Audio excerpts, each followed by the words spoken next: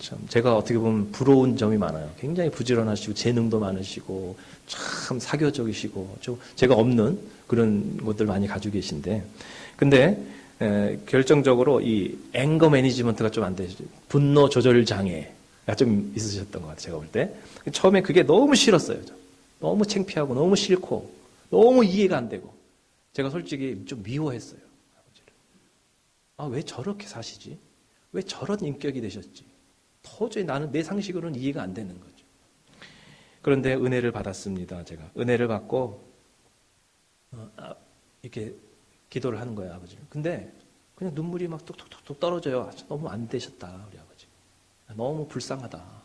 17살 때 월남하셔가지고 거기 어머니 일주일 있다고 깨요 하고선 떠났는데 어머니 여동생 다 평생 못 보시고 와서 정말 새엄마 밑에서 굉장히 구박받고 자수성가하고 누구도 도와주지 않는데 자수성가 해가지고 고학하시고 그래가지고서는 결국 자기가 열심으로 군대 생활해서 연관장교까지 사관학교도 안 나오신 분 연관장교까지 오르시고 월남전까지 자원에서 가셔가지고 거기서 전투 중대에서 죽을 고비를 넘기고 그러시니까 당연히 포스트 트라우마 스트레스 디스오더도 있으실 것이고 자 이러니까 저렇게 험하고 거친 이런 많은 인생 여정 속에서 아마 그렇게 그것이 하나의 인격으로 굳어질 수도 있구나. 이제 그런 게 이해가 되는 거예요. 그러니까 저것은 정당화될 수는 없지만 본인이 그러고 싶어서 나쁘고 싶어서 그런 게 아니야. 본성이 나빠서 그러신 게 아니야. 네, 그런 이해가 되는 것이죠. 여러분, 물론 여러분이 감당하기 힘든 사람을 미워하지 않고 불쌍히 여긴다는 것이 이것이 억지로 되는 건 아니에요. 의무감으로 된다는 얘기는 아닙니다. 우리가 무슨 성인 군자도 아니고 천사도 아니고요. 이게 그게 쉬운 건 아닙니다. 그런데 하나님의 은혜가 더 우리에게 더 깊이 더 충만하게 내려오면 이게 안 될 것도 없습니다.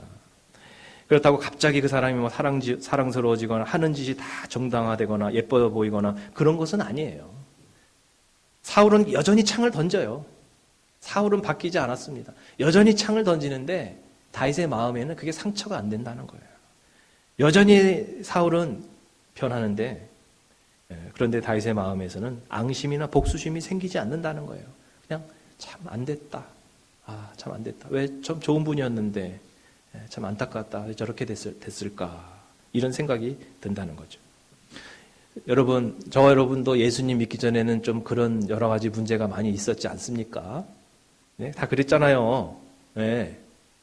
예수님 믿고 은혜 받고 우리가 많이 변한 거잖아요. 이게 나름 많이 변한 거죠. 많이 변한 게 이 정도니까요. 안 변했으면 어떻게 될 뻔했어요? 여러 사람 잡는 거죠. 네. 사울에게 악령이 임했을 때 그는 더 거칠어지고 삐뚤어졌고 공격적으로 변했습니다. 몇 년 전 땅콩 회항으로 국제 망신을 시킨 재벌 2세가 있죠. 그 집안 사람들이 갑질로 계속 사회무리를 일으키었는데, 근데 그것이 밖에서만 그런 것이 아니라 그게 이제 하나의 인격이 돼버린 것 같아요. 그래서 가정에서도 그랬나 봐요. 그래서 결국 남편이 최근에 이혼 신청을 했는데 이혼 사유가 가정 폭력입니다. 근데 계속 이걸 부인하니까 결국 동영상을 공개해버린 거예요. 자기 그냥 진짜 이런 것까지 사생활인데 말이죠. 공개해버렸으면 할 수 없이.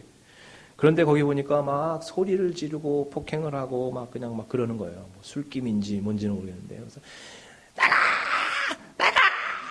막 그냥. 근데 정말 가슴이 아픈 거는 조그만 어린아이가 이러고 있는 거예요. 너무 안타깝더라고요. 막 그러면서 막 그냥 폭력을 휘두르는 장면이 다 찍힌 거예요. 근데 제가 이걸 보니까요. 제 개인적인 생각은 이건 갑질이 아니에요. 이건 정신질환이더라고요. 정신질환. 좀 있다가 이제 그걸 논리적으로 따지는 내가 도대체 뭐를 잘못했는지 그분도 뭐 의사인데 논리적으로 뭘 잘못했는지 얘기하라고 이렇게 하니까 갑자기 확 목소리가 바뀌어요. 그렇게 막 괴성을 지르는 갑자기 부드러운 목소리로 내 말을 안 들으니까 그런 거지 뭐 이러면서 말이에요. 굉장히 회유하는 그런 모습으로 확 바뀌는 그걸 보면서 전에 기도원 같은 데서 이렇게 축사 사역하고 막 그러잖아요. 근데 그럴 때 보면은 갑자기 톤이 확 바뀌는 경우가 있거든요. 그런 거를 연상해서 갑자기 좀 정말 이것이 사단의 여러 가지 역사도 있구나 하는 생각이 들었습니다. 저는 그걸 보면서 결론이 참 불쌍하다는 생각이 들었습니다. 참 안 됐다. 재벌이면 뭘하고 돈이 많으면 뭘할까. 아무리 많은 걸 가지고 있으면 뭘할까. 아무리 세상에 성공했으면 뭘할까. 행복하지가 않은데 이건 아무 소용도 없는 것이구나. 우리처럼 돈이 많이 없어도 유명하지 않아도 크게 성공하지 않았어도 주님 주시는 기쁨과 평안이 있어서 매일매일 그냥 사는 게 행복하다면 우리가 더 정말 값진 인생이 아닌가 이런 생각을 저는 해보면서 그런 분들이 참 너무 불쌍하다는 생각을 하게 됐습니다. 저 오늘 10절에 보면요. 악령이 사울에게 내리를 때 그가 더 포악해지고 나빠진 것을 알 수가 있습니다. 사탄은 우리 안에 귀신이 들렸다 그런 얘기가 아닙니다. 우리가 가장 약한 부분을 알고 그것을 계속 이용하는 거예요. 그래서 그것을 계속 공격하는 겁니다. 그래서 그 영혼이 점점 더 나빠지도록 끌고 다니는 것입니다. 나중에는 그것이 사고가 그렇게 되고 나중에는 인격이 그렇게 돼버리도록 그렇게 사단은 우리의 약점을 알고 있습니다. 그렇다면 오늘 사울의 약점은 무엇이었을까요? 사울이 가장 지금 어려워하고 있는 것은 뭐냐면 모든 폭행과 이 악행들은 왕위를 빼앗기는 것에 대한 두려움 때문입니다. 지금 굉장히 두려워하고 있어요. 내가 왕위에서 쫓겨나고 배신당하고 더 이상 사랑받지 못한다라고 하는 것에 대한 엄청난 두려움이 있습니다. 그래서 다윗이 높아가고 다윗이 이제 인기가 이제 사람들에게 더 이제 높아질수록 그를 시기하고 결국은 그를 죽일 수밖에 없는 그런 미움이 그 안에 생기게 됩니다. 자, 그리고 이런 두려움의 가장 깊은 근원 속에는요, 건강하지 못한 자아상이 있습니다. 심한 열등감이죠. 자기는 무가치한 존재라고 하는 그러한 어떤 자학하는 자아상, 건강하지 못한 자아상이 있습니다. 자, 그렇다면 상당히 괜찮았었던 사람인데 왜 이렇게 됐을까? 그리고 가장 어디서부터 이런 것이 시작이 됐을까? 성장 환경에서 혹시 왔을까? 한번 생각해 보는데 그게 사울의 아버지는 기스라고 하는 사람인데요. 당시 베냐민 지파에서는 유력한 사람이었다고 사무엘상 9장 1절에 나오고 있습니다. 여기서 유력하다라고 하는 것은 동네 유지라는 뜻도 되고요.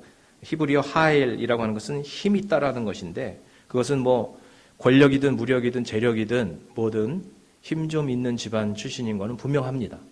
한마디로 요즘 말로 하면 사울은 금수저 출신입니다. 있는 집. 자, 그런데 왜 이런 사울이 열등감이 있다는 것일까?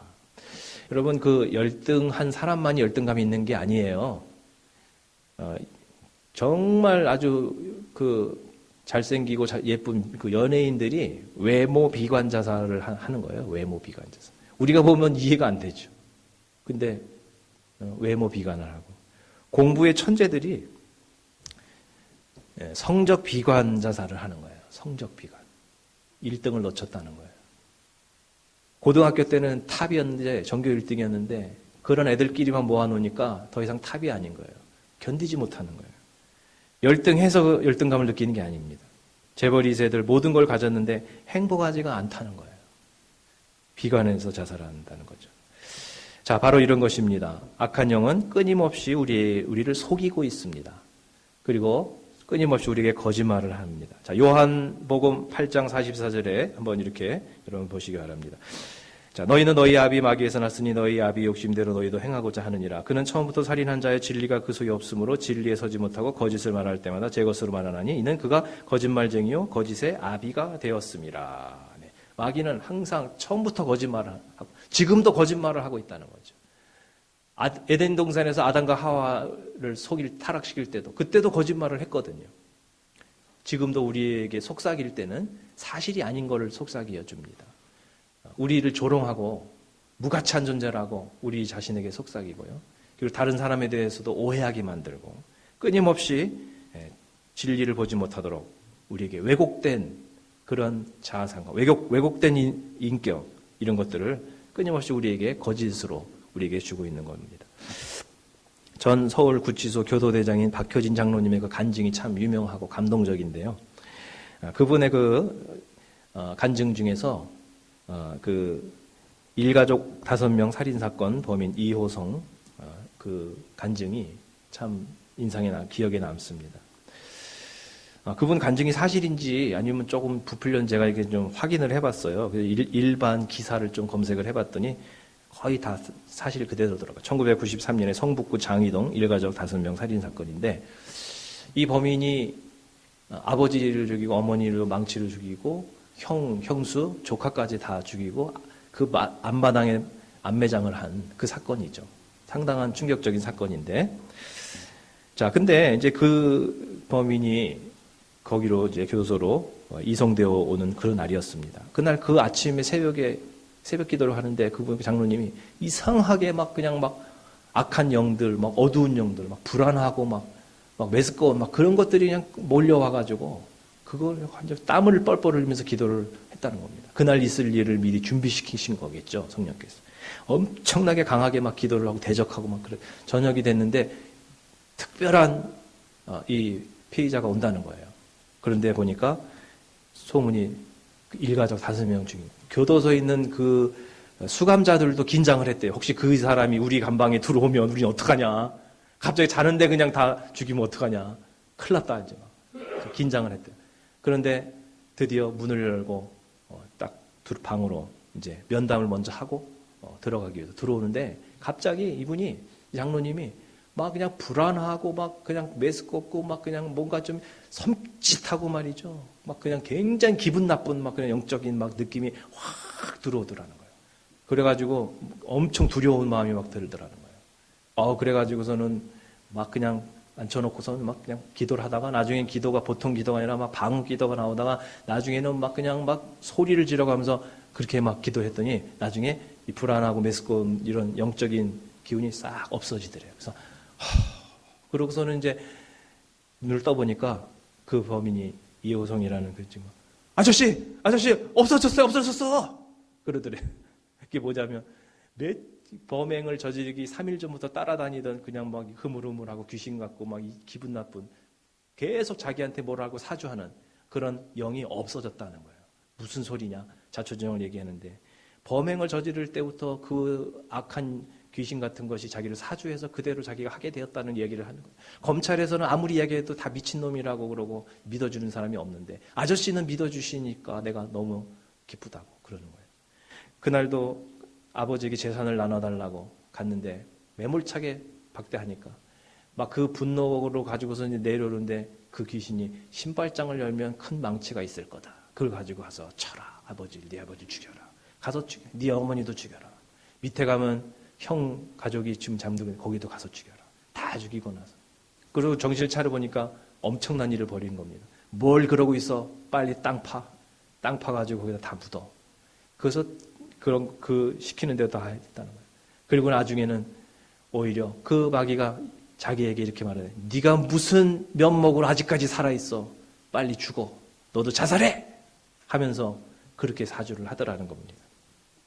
그리고 이 구치소 들어와서도 어떻게 하면 자살하는지도 다 알려주더라는 거예요. 러닝셔츠를 찢어가지고 그걸 이렇게 꽈가지고 이렇게 해가지고 묶어서 목에다 걸고 저기 옷걸이에다 걸면 죽을 수 있어. 영화 장면처럼 다 가르쳐주더라는 거죠. 이용하고 죽이는 악한 영의 거짓된 영이죠. 자, 바로 이것입니다. 악한 영은 바로 우리를 이렇게 속이고 이용하는 것입니다. 우리 속에 있는 우리 자신에 대해서 잘못된 자아상을 가지도록 끊임없이 이렇게 우리를 속입니다. 그렇게 될 때 우리는 열등감과 두려움을 갖게 됩니다.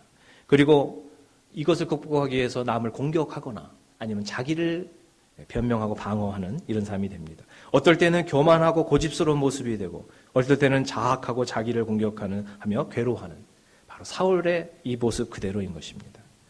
사랑하는 여러분, 이제 더 이상 사탄의 거짓말에 속아서 사울과 같은 불행한 삶을 여러분 살지 마시기를 바랍니다. 여러분이 무슨 귀신 들렸다는 그런 얘기가 아닙니다. 악한 영은 우리 중에서 누구든지 우리의 약점을 가지고 그렇게 우리를 속일 수 있다라고 하는 것입니다. 자, 그러면 여러분 어떻게 우리가 해야 할까요? 상담학 심리학에서는 자존감을 증대시키므로 건강한 자아상을 갖도록 상담을 해주겠지만 성경에서의 접근은 조금 다릅니다. 자, 오늘 이 성경 말씀을 두 구절을 제가 여러분께 드리는데요. 혹시라도 여러분 마음속에 나는 무가치한 존재다, 내가 할 수 있는 것이 없다, 사단의 이러한 속삭임을 가지고 지금까지 여러분 살았다고 하면요, 이제 그 속삭임, 그 음성을 끊으시고 이 하나님의 말씀만을 붙드시기 바랍니다. 여러분의 생각이 이미 마귀에게 이미 이렇게 오염되어 있을 수 있습니다. 자, 그런데 오늘 이 말씀은 그대로 하나님의 말씀, 여러분을 향한 하나님의 음성인 것입니다. 그 말씀은 그대로 붙드시면 되는 것입니다. 자, 에베소서 2장 10절 다 같이 한번 읽어보세요. 시작. 우리는 하나님의 작품입니다. 선한 일을 하게 하시려고 하나님께서 그리스도 예수 안에서 우리를 만드셨습니다. 하나님께서 이렇게 미리 준비하신 것은 우리가 선한 일을 하며 살아가게 하시려는 것입니다. 아멘. 시편 139편 14절 우리말 성경인데요. 다 같이 시작.